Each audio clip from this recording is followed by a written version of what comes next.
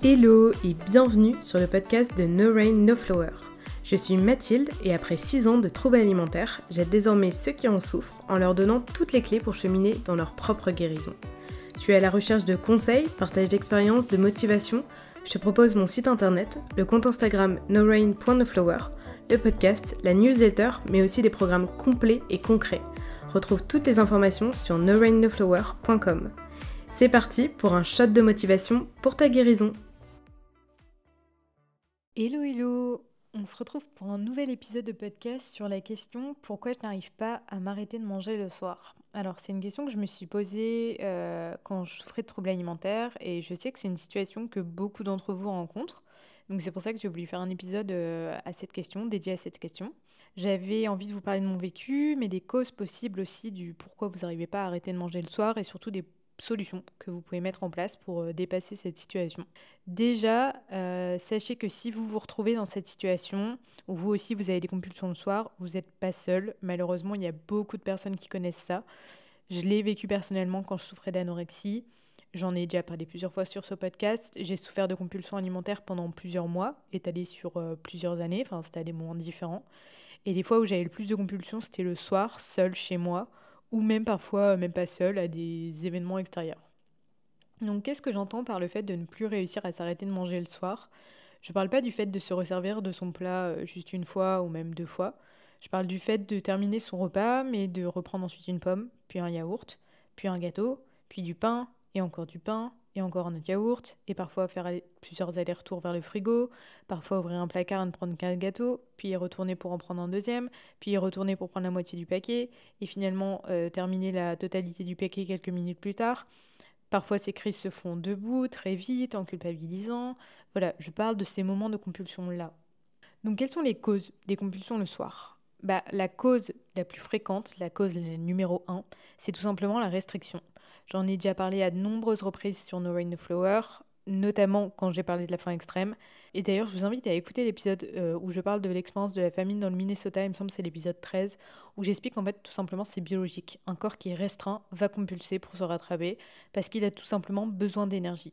Et oui, même les jours où vous vous êtes reposé, même les jours où vous n'avez pas bougé, votre corps, il a besoin d'énergie en permanence pour vivre en fait. Dites-vous qu'une personne qui est alitée dans le coma, on lui administre des calories pour maintenir son corps en vie et continuer de faire fonctionner ses organes. Donc en fait, juste le simple fait que vous respirez, vous avez besoin d'énergie. Donc si vous restreignez, votre corps peut compulser pour simplement rattraper la dette d'énergie qui est en train de se créer, qui s'est accumulée en fait en vous restreignant. Quand je parle de restriction, ça peut même simplement être de la restriction mentale. Par exemple, c'est possible que vous vous autorisez à manger à chaque repas, mais peut-être que vous mangez en disant « Oh, il faut pas que je mange ça » ou « Il faut pas que je prenne trop de ça » ou alors vous cuisinez sans matière grasse ou vous choisissez toujours les options les moins caloriques, vous prenez des moitiés, des petits bouts d'œufs. Tout ça, c'est de la restriction en fait.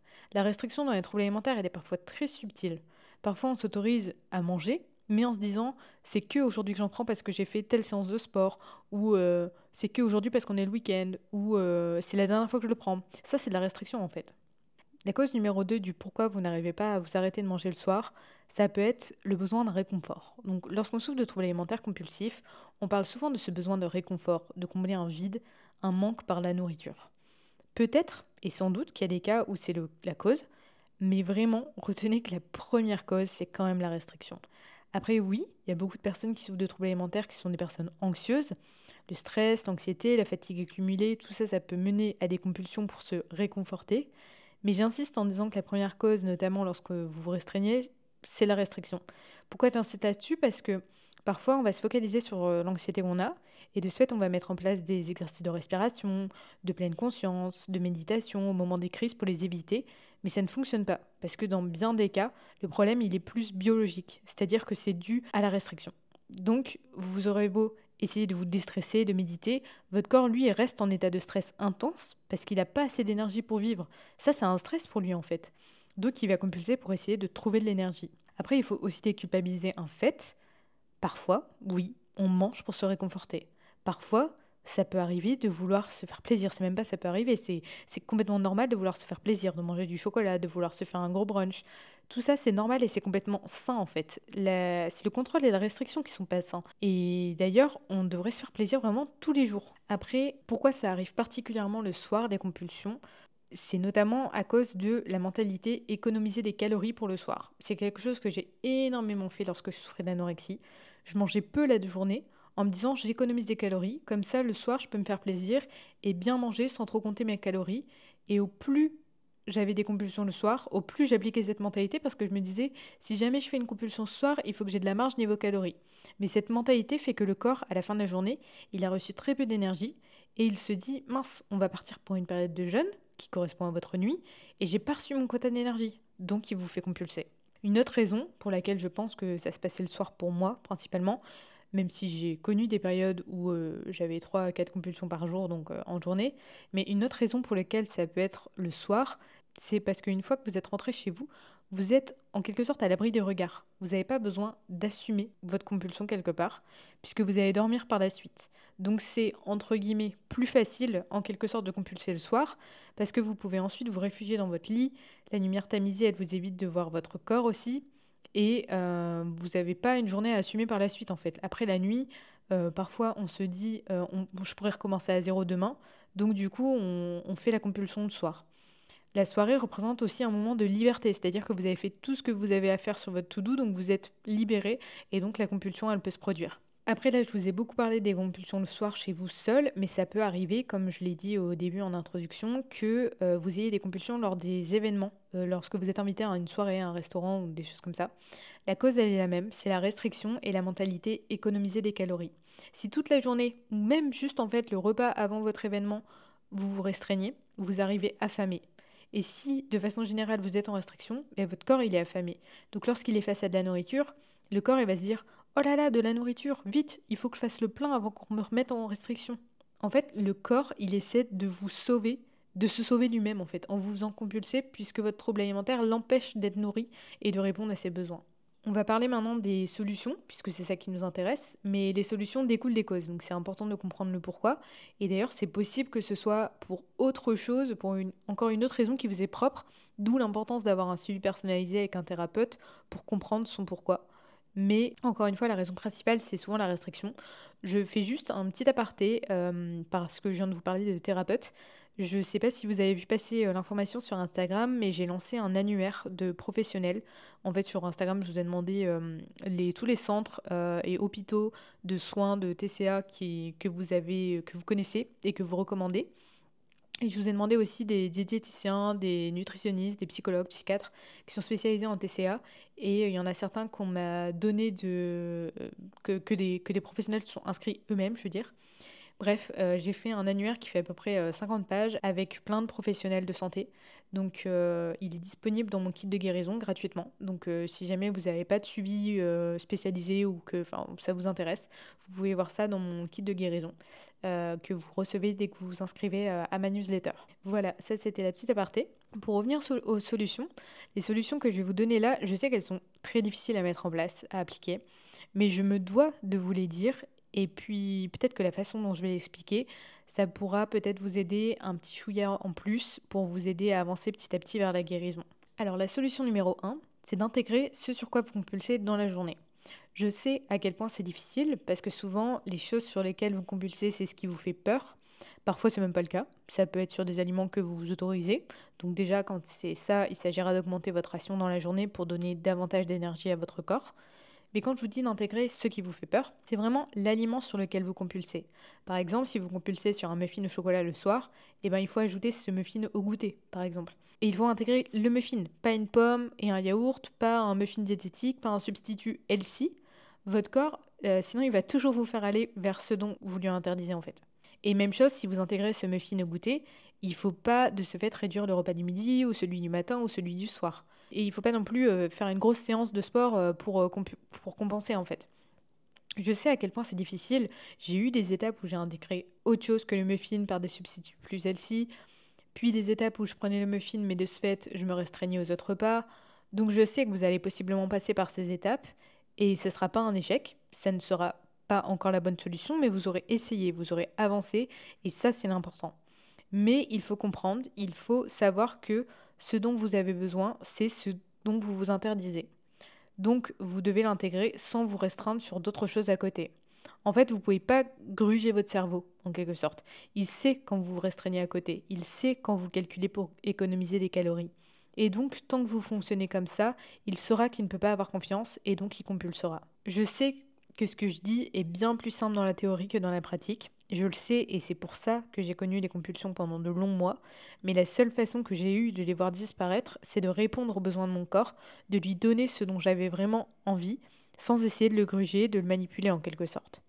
En fait, en les intégrant dans vos repas classiques de la journée, ça permet à votre cerveau de comprendre qu'ils n'ont pas l'étiquette interdit. Une autre clé pour mettre fin à vos compulsions, c'est d'accepter que votre corps vous fait compulser. Donc d'accepter vos crises en fait. Souvent les compulsions elles se font dans le stress, dans la vitesse, debout, parfois vous êtes en sueur, parfois vous tremblez, parce que vous voulez lutter contre ces compulsions.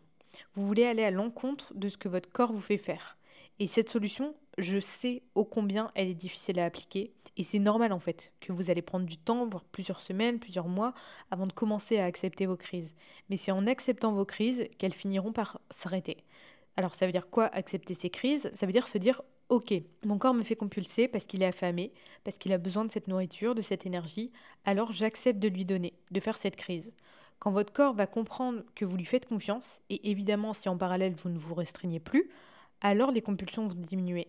Et quand je dis accepter ces crises et les faire, c'est une fois de plus sur les aliments qui vous font vraiment envie. De toute façon, votre corps finira par vous y faire aller. Moi, je me souviens que généralement, dans mes compulsions, je commençais par une pomme, puis un fromage blanc, puis du pain. Mais c'était pas ce que mon corps me demandait. Et donc, à chaque fois, j'essayais en quelque sorte de le berner, et pour finalement manger les gâteaux que j'avais envie depuis le début, mais je me voilais la face, j'essayais de rester dans le contrôle en fait. La réalité, c'est que vous ne contrôlez rien du tout.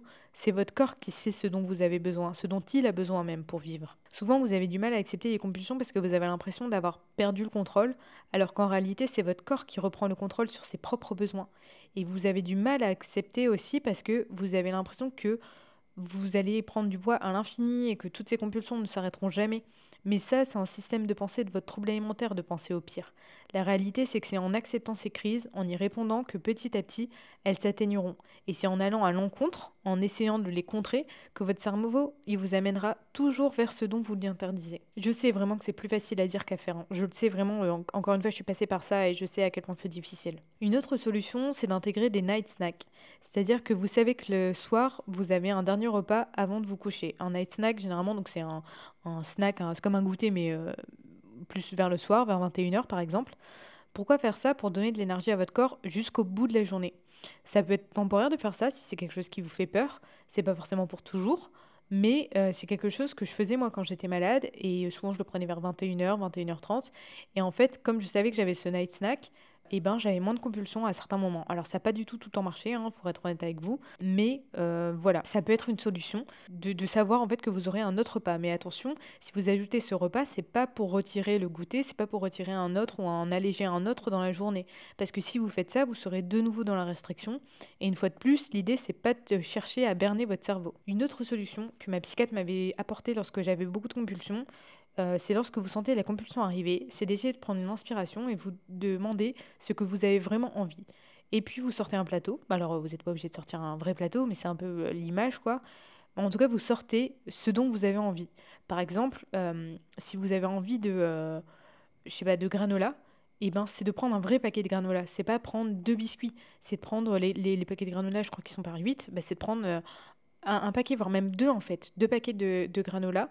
Et c'est pas de prendre vraiment deux biscuits parce que si vous vous limitez à un seul gâteau ou à un substitut, bah encore une fois, vous allez entre guillemets berner votre cerveau. Or, le but, c'est vraiment de vous d'autoriser votre corps à ce qui lui fait envie en fait. Pourquoi faire cette solution? Pour que vous donnez à votre corps ce dont il a besoin et sans que ça se fasse dans la précipitation, dans le stress, vous vous autorisez en fait à manger ce plateau assis à une table par exemple et en sortant tout ce dont vous avez envie tout ce qui vous fait envie sans essayer de vous berner, quoi, sans essayer de gruger votre cerveau. Donc en sortant vraiment les quantités qui vous donnent envie. Attention, c'est fort possible qu'au début, vous mettiez en place ces solutions, mais que les compulsions, elles continuent. Et c'est normal en fait, il faut donner du temps à votre corps. Il a besoin de temps pour vous refaire confiance.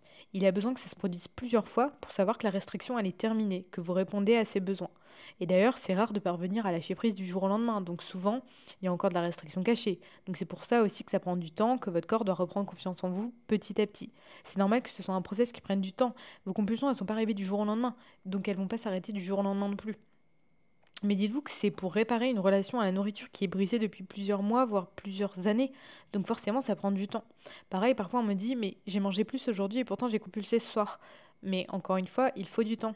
Et si ça fait déjà plusieurs semaines que vous remangez plus dans la journée et que les compulsions sont toujours aussi intenses, demandez-vous si vraiment vous n'avez pas de la restriction qui est cachée en fait. Bon, une solution qui ne l'est pas, c'est la restriction du lendemain. Je suis quasi certaine que la solution que vous souffle votre trouble alimentaire, c'est de vous restreindre le lendemain pour rééquilibrer, entre guillemets. Sauf que faire ça, c'est juste signer pour une autre compulsion. La restriction, elle vous emmènera forcément vers de nouvelles compulsions. Donc même si vous vous sentez mieux en vous restreignant à votre petit déjeuner, parce que vous avez l'impression d'avoir corrigé votre compulsion de la veille, ce sentiment de réassurance, c'est vraiment celui de votre trouble alimentaire, pas celui de votre corps. Votre corps, lui, il se dit, mince, on tape de nouveau dans la dette énergétique. Il va falloir que je refasse des compulsions pour refaire le plein d'énergie parce que je suis de nouveau privée. Alors, je vais vous parler maintenant du cas où vous prévoyez vos crises. Il y a des cas où on n'a pas vraiment envie que ces crises s'arrêtent parce que finalement, vous avez réussi à les contrôler en quelque sorte. Souvent, vous vous restreignez toute la journée et le soir, c'est un peu votre moment de détente. Vous pouvez lâcher prise. Vous prévoyez même peut-être les choses sur lesquelles vous allez faire votre crise durant la journée. Pourquoi vous prévoyez? Parce que c'est votre seul moment où vous lâchez prise en fait. Toute la journée, vous êtes en contrôle, vous êtes très exigeant avec vous-même, vous vous mettez une pression de dingue. Donc c'est un peu comme une cocotte minute, la pression elle augmente petit à petit. Et puis le soir, vous autorisez enfin à souffler. Et donc forcément, comme vous êtes tellement dur avec vous toute la journée, bah, vous n'avez pas envie de perdre ça, ce moment de détente le soir. Et je peux le comprendre, j'ai fonctionné comme ça aussi à un moment. Sauf qu'encore une fois, votre corps, il a besoin d'énergie toute la journée et il ne peut pas continuer de fonctionner comme ça. Parce que c'est comme si vous attendiez que votre voiture, elle roule en continu, alors que sur la moitié du trajet, elle a plus de carburant dans son réservoir. C'est impossible. Donc l'idée dans ce cas-là, c'est aussi de vous accorder des moments où vous lâchez prise autrement dans la journée, de prendre soin de vous et surtout de travailler sur votre perfectionnisme et la pression que vous vous mettez pour baisser le niveau que vous vous imposez en fait. J'ai pas de solution toute faite là-dessus parce que moi-même je suis encore très perfectionniste, mais j'ai beaucoup travaillé là-dessus, notamment en lisant des livres de développement personnel, j'en avais déjà parlé, en grandissant aussi, franchement en prenant de l'âge, et en travaillant avec des psys. On m'a posé la question, est-ce qu'il faut éviter d'acheter pour ne pas craquer? Alors c'est quelque chose que l'on m'a souvent posé même. Euh, Souvent pour éviter de craquer, entre guillemets, vous n'achetez pas ce sur quoi vous pourriez potentiellement faire une crise. Sauf qu'en faisant ça, vous renforcez le côté interdit de ces aliments, donc vous augmentez l'attraction de votre cerveau vers ces aliments. Et donc le jour où vous êtes en face de ces aliments, votre cerveau va se dire c'est une denrée rare, tant qu'il y en a sous mes yeux, il faut que je fasse le plein. Et donc vous allez compulser. Donc non, la solution c'est pas d'éviter d'acheter, si ça vous fait peur, il y a une petite solution alternative. Si ça vous fait peur d'avoir en grosse quantité, en gros, vous pouvez acheter dans des magasins, dans les gares, je ne sais pas si vous voyez les magasins relais, R-E-L-A-Y, ou même en fait dans les caisses de n'importe quel magasin. Il y a des gâteaux qui se vendent à l'unité. Donc ça peut être une solution, ou alors vous pouvez aller en acheter en vrac. Je sais qu'il y avait une abonnée qui m'avait dit qu'elle faisait ça. Elle achetait en vrac dans les magasins bio, donc déjà parce qu'au moins il n'y avait pas les calories qui étaient indiquées dessus. Et puis ça lui permet d'ajuster la quantité en fait, de jauger la quantité. Donc ça peut être une alternative. Donc voilà, bah écoutez, on arrive déjà à la fin de cet épisode parce que je pense avoir tout dit sur le sujet des compulsions le soir. Pour résumer, vraiment, c'est principalement dû à la restriction et l'idée, c'est vraiment de briser le cercle vicieux de la restriction-compulsion. Je sais à quel point c'est difficile, mais si déjà vous avez conscience qu'il faut briser ce cercle vicieux, si vous avez conscience de vos mécanismes, de votre restriction, c'est déjà des petits pas en avant. D'ailleurs, moi je me souviens que souvent, après les compulsions, quelques heures après ou même le lendemain, je prenais le temps de me poser à l'écrit et de décrire mes émotions, de ce que j'avais ressenti avant ma crise, ce que j'avais ressenti pendant la crise et ce que j'avais ressenti après. Et selon moi, le pourquoi. Est-ce que c'était à cause de mes émotions? Est-ce que c'était du stress? Est-ce que c'était à cause de la restriction? Est-ce que c'était à cause d'une séance de sport ou En fait, d'essayer de comprendre le pourquoi, moi, ça m'aidait à prendre du recul, à faire le point un peu avec moi-même et à essayer de démêler le cercle vicieux dans la théorie. Et je suis assez persuadée que ça a aidé mon cerveau de comprendre les choses pour en sortir petit à petit. Aussi, je voulais vous inviter à voir vraiment les compulsions comme une pulsion de vie, comme un message de votre corps et de votre esprit pour vous sauver, plus que comme un échec personnel. Vous n'avez pas échoué en répondant à votre compulsion, vous n'avez pas commis une faute, vous n'avez pas été faible, vous n'avez pas manqué de volonté. C'est votre corps qui a tenté de répondre à ses besoins parce que le trouble alimentaire lui en empêche.